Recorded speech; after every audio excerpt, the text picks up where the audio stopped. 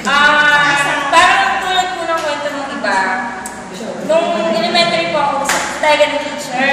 Maging teacher, inspired po ako sa mga teachers ko before.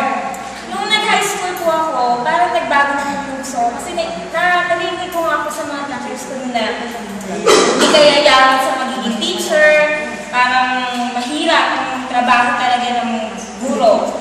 Pero tapos nung nag-college na po ako, nahila lang po ako ng kaibigan ko.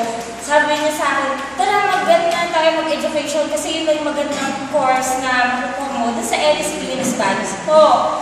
Sabi ko, sige na nga, total, parang kasama na rin ako. Nung graduate po kami ng college, sabi ko po, magtuturo ako kapag pumasa po ako sa LEP. Sabi ko po kay God, yun na lang po yung side na ibigay sa akin kapag kung yun po talaga yung mission ko as a person na magturo. So, isang date lang po, yun lang po yung nakuha ko. So, ibig sabihin po talaga, pagtuturo po talaga yung para sa akin. Ngayon po, nung pumasok po ako sa Liceo, pangalawang taon ko na po yung pagtuturo po kasi nung una po, elementary. Kaya lang po, meron po naging problema. So, nag-apply po ako sa Liceo de los Baños. Kaya lang po, hindi na daw po kailangan ng English teacher doon. So, napunta po ako sa Liceo de Bay na gusto ko rin mga po talaga. Ito po talaga yung ikalawang school na gusto ko. Kasi po, ang inaplihan ko lang po talaga noon, nung pagkakita ko sa elementary, ay sa Liceo de los Baños. Ngayon po, sabi ko, kung hindi na po kailangan sa Liceo de los Baños, sana po, Liceo de Bay na lang po. Kasi yun po talaga yung malapit sa akin. So, yun po. Tapos po, noong unang taon ko po talaga sa Liceo, nahihirapan po kasi first time ko po makahawak ng high school.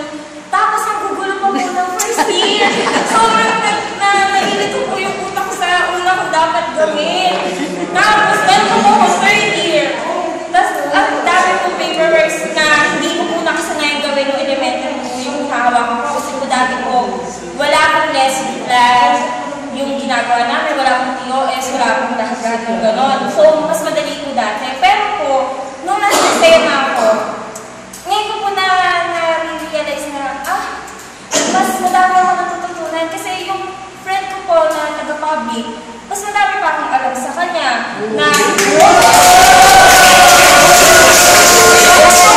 kasi po, katulad po, hindi daw po siya marunong gumawa ng Form 137. Hindi po kasi siya nagawa din ng yung Form 1 natin, Form 2. So, mas nag-grow po ako sa kanya professionally. So, mas na-appreciate ko po talaga na, buti pala dito ako nag-apply. Buti hindi po ako nag-public pa. At saka po, sa totoo ako,